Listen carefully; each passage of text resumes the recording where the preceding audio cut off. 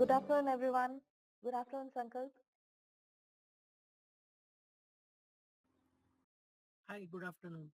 Hi, good afternoon. So, Sankalp, very much welcome to the call to our team. Um, so, everyone, I would like to give you a quick introduction of the motive that we have behind this webinar. So, basically, this is to boost your productivity and reduce distractions. Uh, it will start from decluttering your desktop and organizing files into orders. Manage your emails with folders and filters to keep it tidy.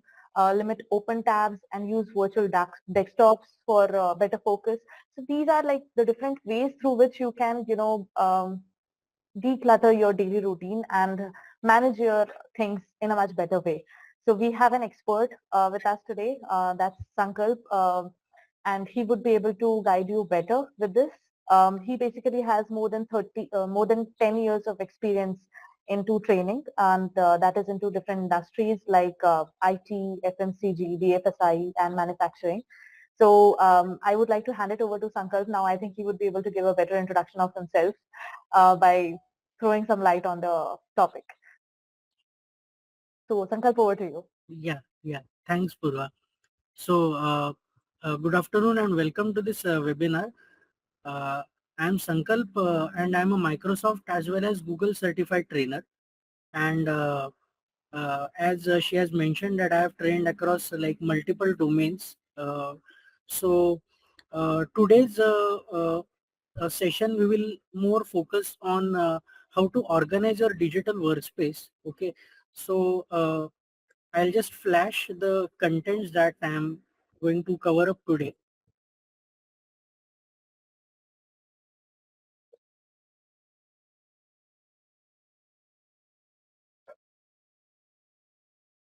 Okay, so this is what we are intending to cover in today's session. Okay, so most of y'all are from the technical background and y'all are aware of most of the things. However, there are some basic things that many a times we tend to miss out.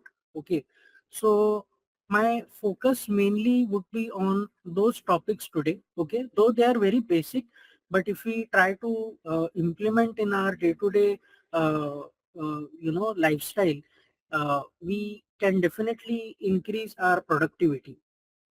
Okay, so uh, I'll begin with the session.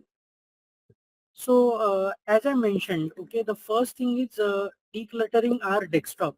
Now, most of the times we have the habit that generally what we do is we keep on, copying the content or our files on the desktop. Okay, though it is a very convenient thing to do, it is very, what you say, easy for us to find or locate that particular file. But there are many disadvantages to it. The first thing is when you have all the files on your desktop, okay, after some point of time it becomes so full that you're not able to find your actual files that you're trying to find out. Okay, I have also seen the desktop being overflown, for some of the employees where I have been for training, and then eventually it is all messed up basically. So that is one disadvantage. And second is whatever you save on your desktop is it mainly gets saved in your C drive, right?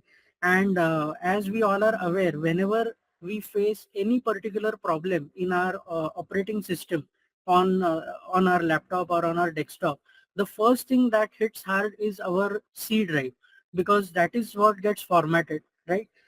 So the very first thing I would like to tell you all is to avoid saving your files on desktop. Rather, properly create your folders in whatever drive partitions you are having on your system. Okay, in case you are not having any partition, like currently if you see, I am only having a C drive. So most of the systems these days that we are having, okay, especially the latest systems with SSDs, the storage is very limited. Okay, so I would suggest that either save your files on your pen drive for better safety, or the best part is most of the organizations these days they subscribe for Google Workspace or Office 365 premium subscription. Now these subscriptions offer multiple options of storage on the cloud itself. Okay, so whatever your organization is offering, okay, so I'll show you one example of Office 365. So those users who are using Office 365,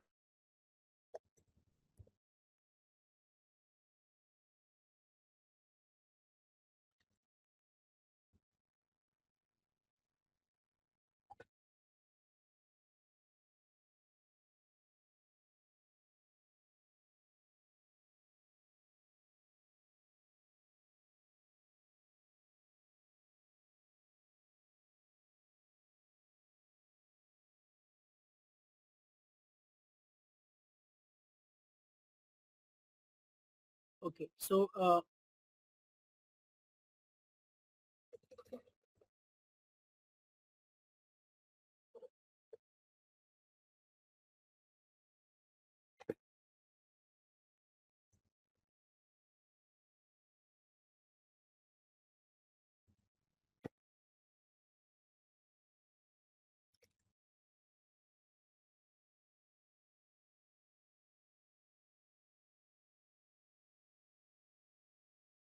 yes, so those users who are using Office 365 in their offices can refer to this particular site, that is office.com.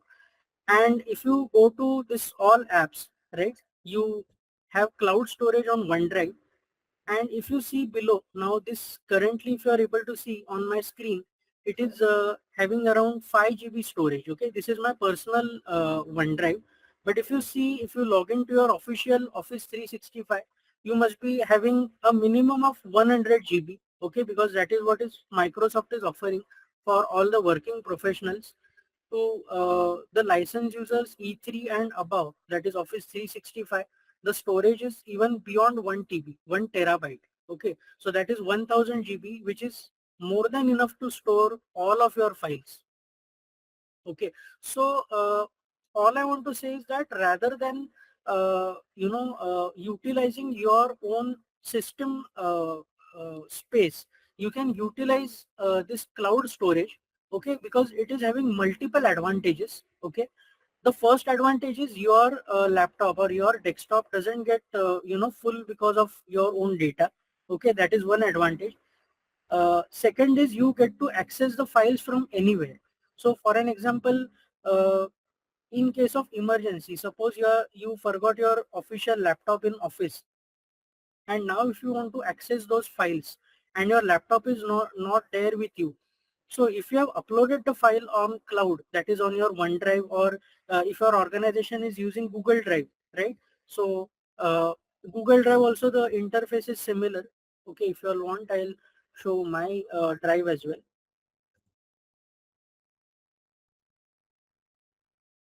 So this is my Google Drive. Okay, so you all are aware that for personal users, Google offers storage up to 15 GB. Okay, and again, as I said, for organizational level, uh, Google also offers similar to Microsoft. Okay, minimum of 100 GB per user.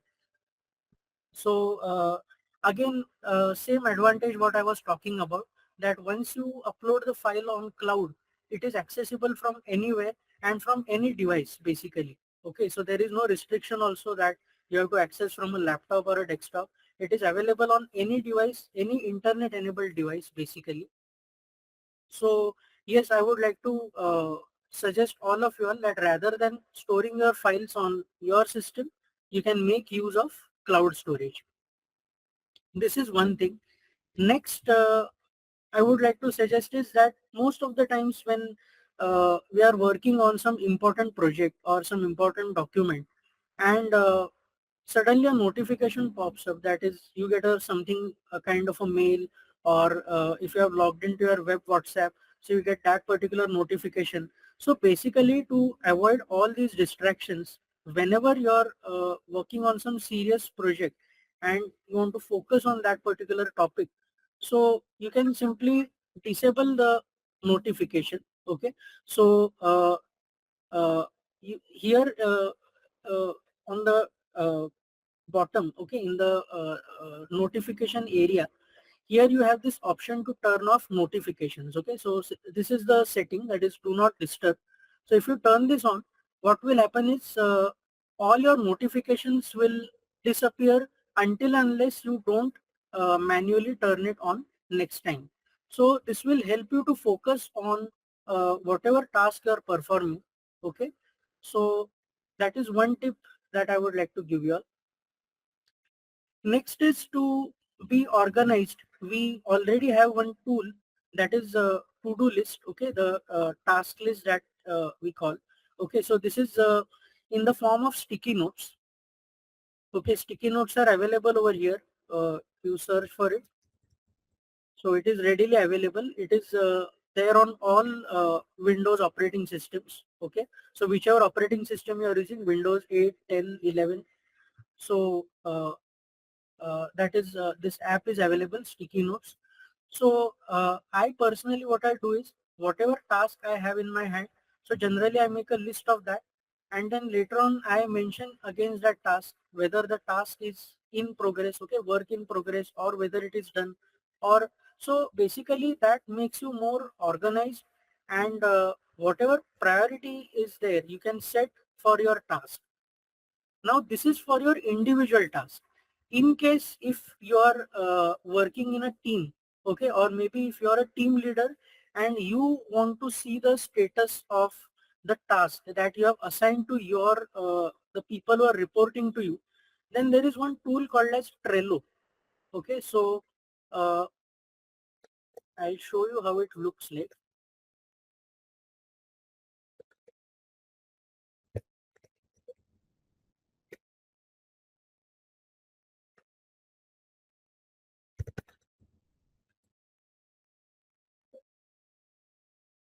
Okay, so this is the website, www.trello.com. Okay, Trello.com provides kind of a workspace to you. Okay, there are some ready-made templates available over here. So if you want to manage a particular project, or if you want something related to remote team hub, like I mentioned that in case your team members are working remotely, or even they are in office, but you want them to keep updating about the status of the task. So you can have something like this kind of a thing. Okay, so as you can see, I have created one workspace over here. Okay, so this is the name of my workspace is Vikalp EduTech. Now here there are three what you say types of tasks that I have divided. Okay, one is to do, that is what we have planned to complete. Next is doing, that is what is in progress currently, what is work in progress, and done means what has been completed. So here you can just keep on adding the new task. Okay, so let's say task 1, task 2. Okay, so you can keep on adding your cards like this. Now as and when now this particular workspace is a shared one, so you will have to invite your team members to this. So you can share this board, okay, and add the email address of your team members. Once you add your members, okay, they all will have access to this particular workspace. Now what you can request your team members is that as and when they start a particular task, you can ask them to uh, drag it over here, something like this. Okay, so as a team leader or even as a team member, you are aware that okay, this particular task is currently in progress, and whenever the task is completed, you can ask them to drop it in done. Okay, so this way it becomes easy for you and your team members to manage whatever task you have currently in hand, right? So this is one very good tool. Okay, Trello. Trello is available free of cost. Okay, some of the premium features are available if you upgrade to the premium, but that is of course after paying some charge. But free of cost, you can at least use this basic kind of a uh, you can say a kind of a whiteboard where you can put in your task and you can see the status. Okay, so this was about Trello.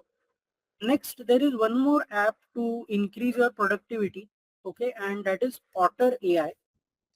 Okay, Otter AI is something that is relevant to your managing your meetings. Okay, so whenever you have a particular Google meeting or Teams, Microsoft Teams meeting, or any particular Zoom meeting, any type of meeting, what you can do is you can uh, log into this particular app, Otter AI, and it will start recording your transcript. So whatever is being discussed, it prepares kind of minutes of meeting for you. So nobody has to manually record or type what has been discussed. Okay, because many a times what happens is when we manually try to enter some point and we are so engrossed in the discussion, we tend to forget that particular point of discussion. So Otter AI helps us to uh, we can say record the transcript of the entire discussion. Okay, so this is one very good app, Otter AI. So all these tools that I'm telling you, okay, these are basically to improve your productivity. Okay, uh, next thing I had mentioned in my topics was about related to your organizing emails. Okay, now emails we all know how to send, receive mails. Okay, but how to properly organize them? Okay, many a times we miss that out. Okay, most of you all might be well versed with it, but to those who are not aware, okay, I'll just brief you all. So it is always a good practice to manage folders. Okay, so over here we have this particular facility, right? Inbox, junk, draft, these are the default folders that are available in our mailbox. Okay, this is my Outlook mailbox. Okay, similarly, if you see in Gmail also, we have such kind of a folder structure. Okay, now it is always better, like if you see my mailbox, so all of my folders that I have created, okay, so whatever are related to my credit card or related to my whatever related to my trading, so all these folders have been organized over here. So what happens is whenever I want to, refer to a particular email. Okay, so let's say FACT reports, some of the old reports that I previously had, the exams that I had given. So on one click, I am able to see all of those particular emails, right? So in Outlook also, you have similar kind of thing. So you can create your own folders over here. Okay, so as I mentioned, you can create your own folder, and the best part is uh, if you want to automate this task. For an example, if you receive a mail from a particular person and you want that mail should automatically go to a different folder. For an example, okay, I'll show the steps how basically we do that. So first of all, we go to this one. Okay, settings. We have something called as rules. Okay, currently I don't have any rules, but if you click on add new rule, okay, so let's say I create one rule, let's say HR. So here I can give some condition that whenever I receive mail from a particular person, like I'm just randomly entering some name. Okay, so if I receive a mail from this particular person, automatically it should move to a particular folder. Okay, so let's say she is my team member from HR. So what I do is I create a new folder called as HR. Now what will happen is after I save this rule, whatever emails I receive from this particular person will automatically move to HR folder. Okay, so this currently my rule is active. Likewise, you have many rules over here. Okay, so if you want to better manage your mailbox, okay, so let's say I create one more email called as marketing.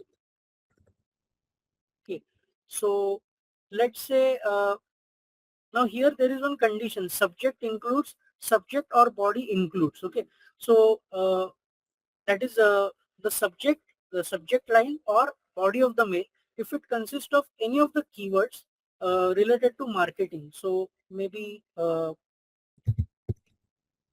flyers, okay, or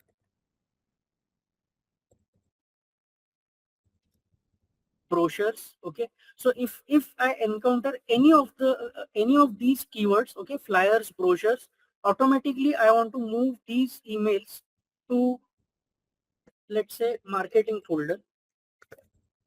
Okay, so I've created one folder, marketing. So as you can see now, currently two rules are active over here. So automatically, whenever it meets that particular condition, okay, automatically it will go to that particular folder.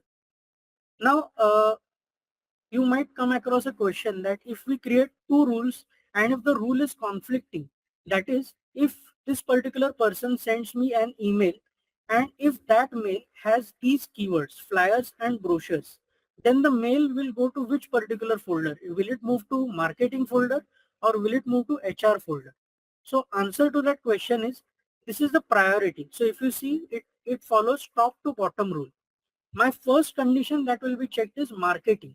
So if the email, irrespective, even if this person has sent, automatically it will move to this particular folder, marketing. Why? Because this condition has the priority. Okay, if I want to change the priority, I want to check whether who has sent that email first. So if I want to check this condition and if I want to move the mail to this particular folder, so here I can increase the priority. Okay, you can see the arrows over here. You can increase the priority. Now I've moved HR rule on the top. So now in this case, first it will check who has sent the mail, and next, if it is not satisfying this particular condition, then it will move to the next condition. Okay, so this is how rules basically work in your mailbox. Okay, there are many different permutation combinations available. Okay, right now I don't have the scope to cover all of them, but yes, you can refer to this particular setting, okay, on your own. You can try this out. So there are multiple conditions available, multiple actions that are available. Okay, there is also a facility. Suppose you receive a mail from your reporting manager and that you want to mark with importance. Okay, so that facility is also available. So what you have to do is you have to just simply define the condition. So let's say you have some okay, so let's say this person is my reporting manager or the HOD. So I want that whenever I receive a mail from this person, automatically it should be marked with importance. So like all these options are available, so you can try it out on your own.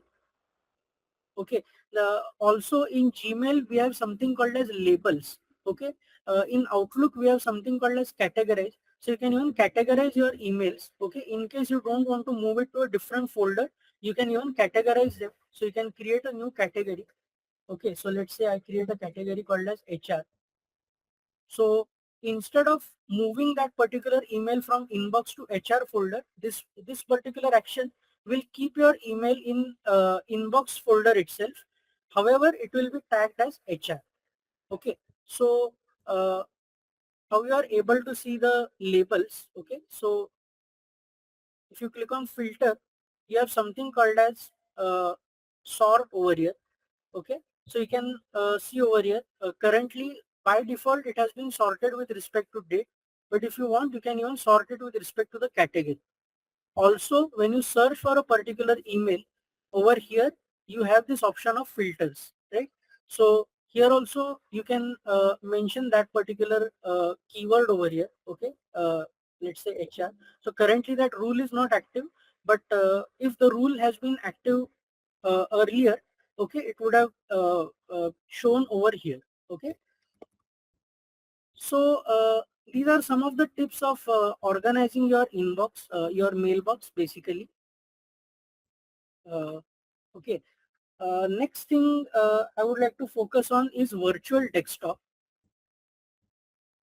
Okay, now virtual desktop is a concept available in Windows 10 as well as Windows 11. So as you can see, currently this is my active desktop. Okay, now most of the time what happens is, let's say you're working on some of your personal mails. Okay, some of the files are on your personal email, and when you press Alt tab, so generally what happens is